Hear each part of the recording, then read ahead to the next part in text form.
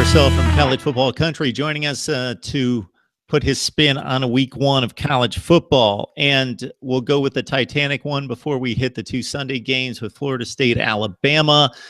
Alabama running this string of difficult week one neutral site matchups, but this would have to be the one that tops the others. You know, Wisconsin could hang with them physically in terms of girth and muscle strength, but athletically couldn't. West Virginia wasn't necessarily up to the challenge. We could go down the line. Virginia Tech had good, solid teams, but not quite at Bama's elite level. So Bama's typically had their way at least by the second half in these matchups, but Florida State would be of the same ilk and the same quality in terms of talent. So this should be a fun one.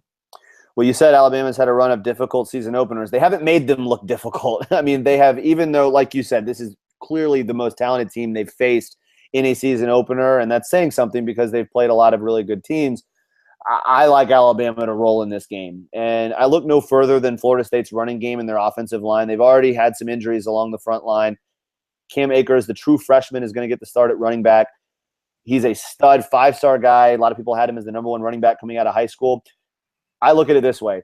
Florida State needs its number one stud freshman running back to ball out in this game for them to have a chance. Alabama's stud freshman running back, Najee Harris, is third or fourth string.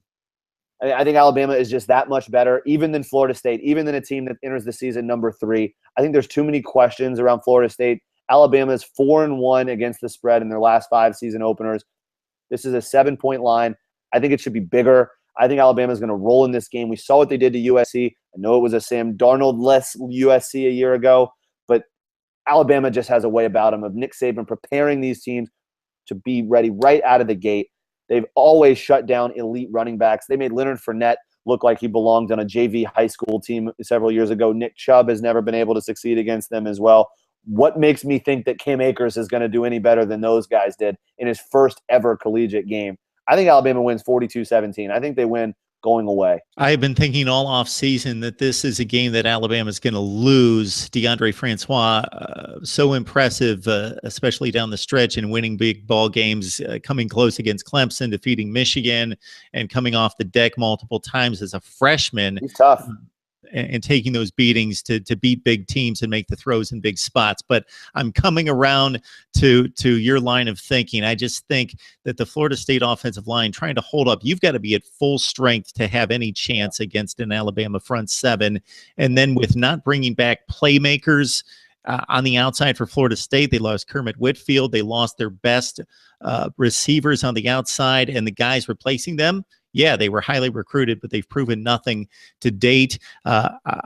Another ominous sign for Florida State would be Matthew Thomas, who's maybe the most talented linebacker in the ACC. He's been on and off the field. There's not a real clear story on what's happened to him, what kind of personal issues he's going through, because it doesn't seem to be an injury, and he's in and out of practice, and coaches from day to day are saying he might be on the field tomorrow. We don't know, and we're only 3 or 4 games away from days away from game time, and one of their best players is a no-show at this point. So it is going to have to be DeAndre Francois lighting things up, and some push in the running game, and Derwin James playing out of his mind, maybe picking off 2 passes, something crazy. I'm kind of leaning your way that Alabama is just too complete and too many question marks for the Noles.